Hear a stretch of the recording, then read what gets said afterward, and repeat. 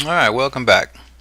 What we're looking at is a recent tick chart, recent gold tick chart, and this is a simple method, a simple technique that I was teaching last week. But today we're not here to talk about techniques or methods.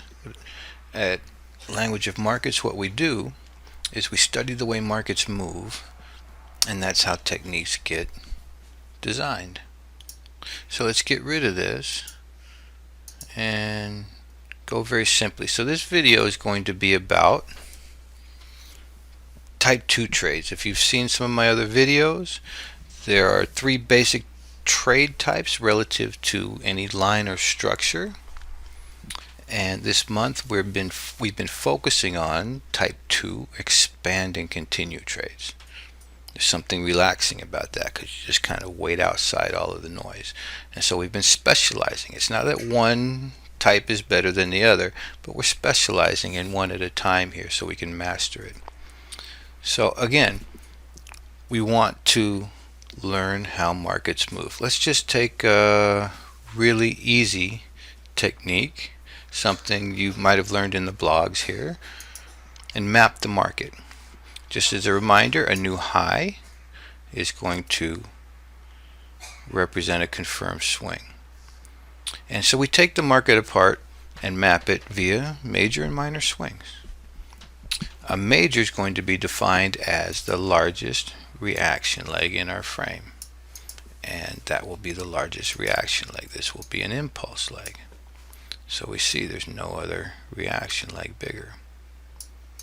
And then a minor, if we were to do the minors, it's going to be also a swing, but it's going to be the next largest. So that's a reminder on minors and majors. Now what we can do very simply here is, after a market comes off, and this is what we've learned in some of the blogs, is just project that reaction leg, like so. And so we see that this has worked out pretty well. But what I'd like to do now is take apart the way markets move, a typical way in which markets move. So typically you have a major swing, right? Price comes down, it stalls, it tries to turn, and everything's going downwards here. And then as it starts up, people start to get it and they start pushing. Now what I don't want to do is have anybody treat this as some sort of mechanical setup. I want you to understand what pushing type 1 trade is versus a type 2 expand continue trade. Pushing represents momentum. Okay, right? There's a certain momentum. All of a sudden we're in a hurry. See, get the feel of this if you were watching this live. Price is screaming, oh my God, gold's going to 5,000. I've missed it. I've got to get on it, right? So emotions, everybody gets caught up in the hubbub here. There's nothing wrong with type 1 trades. But notice what's going on in this. That's the feeling, that's the supply to demand going on. People are not waiting very long. Buyers are stepping up. Eager buyers are stepping up rather quickly. And that's what they're doing here. They're stepping up rather quickly. And then they step up again rather quickly. So that's what a pushing market looks like. It's represented by minor swings. It's pushing. So now let's watch as everybody who was in a hurry here starts to get really upset. Right? You guys see this? You see stops are hit and nobody's thinking about the good times anymore. This is why people get turned around in markets a lot of times. And so now that we've taken it apart, we can see what happened. And this is a very typical way markets move. They push, they expand, everybody gets unglued here, everybody gets unglued here. So it's very typical for that to happen. And if you start making these distinctions, you can even, begin to project ahead of time, where stops are and where they're going to get run, and where everybody's going to get upset and what it's going to fall into. And so this is a type 1 trade here, right? Pushing. A type 2 is going to be expanding these little swings. You're going to be expanding these swings out. So for instance, if this is your little swing, it's going to grow up, right? Sometimes it just doubles out even. It's going to grow up to be something like that. And so this would be a type 2. Expand, then continue. And then type 3 is when it actually reverses. It's not that one's better than the other, but we're studying type 2, so there's an appropriate place for each. And so you see, we take this simple method, we see how price moves, and that's a pretty normal thing. You can watch the line it's on. Push, push, uh-oh, crack.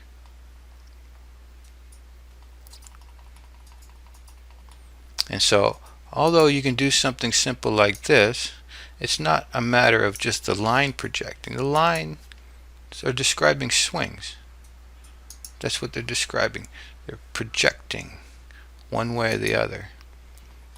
And this is kind of a relaxing way to trade, actually, when you get used to it, because you don't get caught up in the excitement up here. You just look and you say, all right, if things break, I got all this space down here.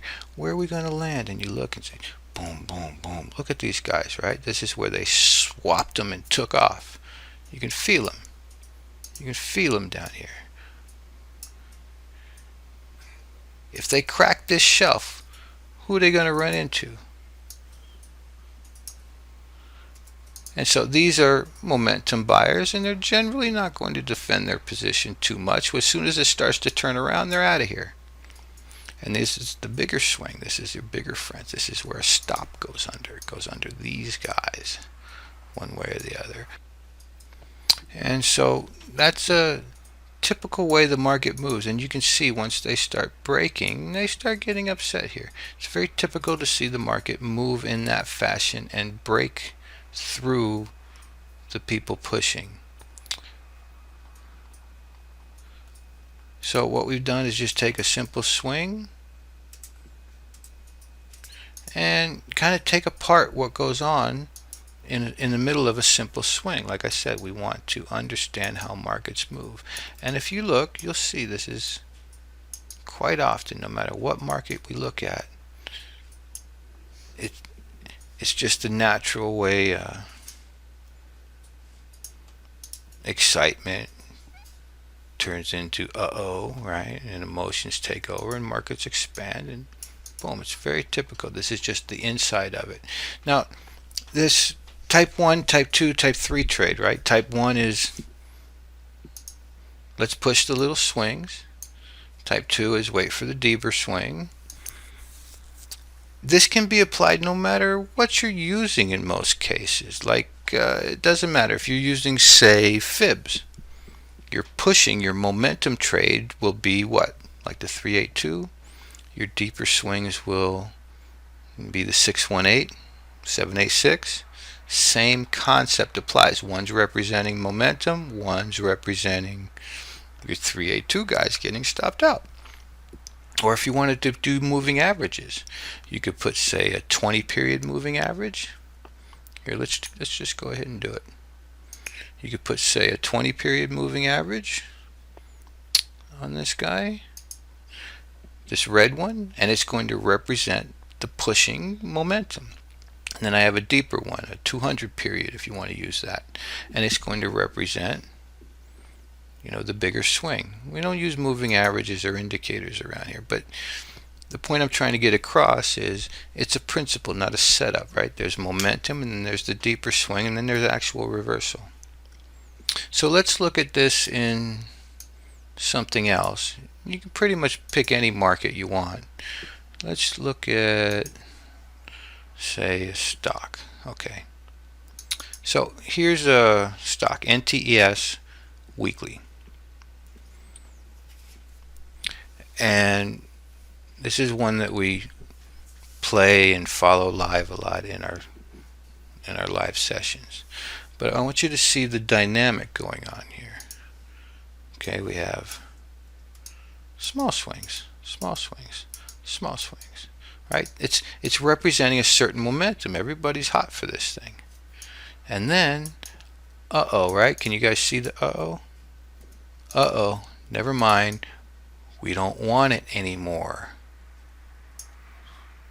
And this is the possibility of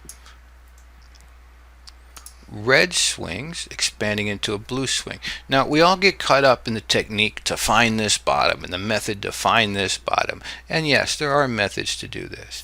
But first, understand the dynamic before you go to the method. See, what this is representing is little swings. Very typical. You know, you get momentum in a market, little swings, rocking away. Everybody's in a hurry. Boom. Take everybody out, clean the house, all these people run, and you can see where they're going to run, right? Can you see? It's not that hard to look at where the momentum players are going to run, right? You break this shelf, boom. So, let's look at a way we can enter even into a market. This is the way I entered into this market. We can still use the same dynamic of swings. So for instance, you're following it down. You follow the swings. Swing. Swing, right? See, we follow it down. So we're following down. Okay, we've gone past it, right? See, we tried. So get a feel. This is to give us a read of supply and demand. Swing, we go about this high. New low, we go about this high. No. Change. Okay, interesting. Boom. Now, if you're mapping the market, you say, I've got a new swing here. And you then use your same type of projection techniques that we were using on the way down. And now look, even in this little bitty model here, you can see the dynamic. Yay, we're in a hurry. You can see people pushing right here, even in this little swing. Even in this little swing, they're like, yay, hurry up, I got to get on this hot stock.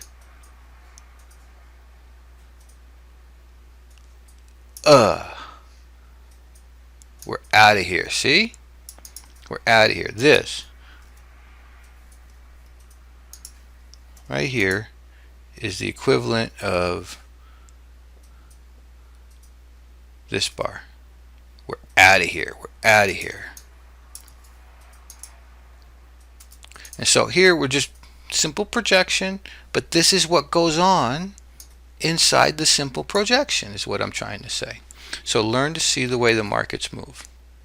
And then we can do something simple like swing this big, swing this big, swing. Oh, wait a minute, changed.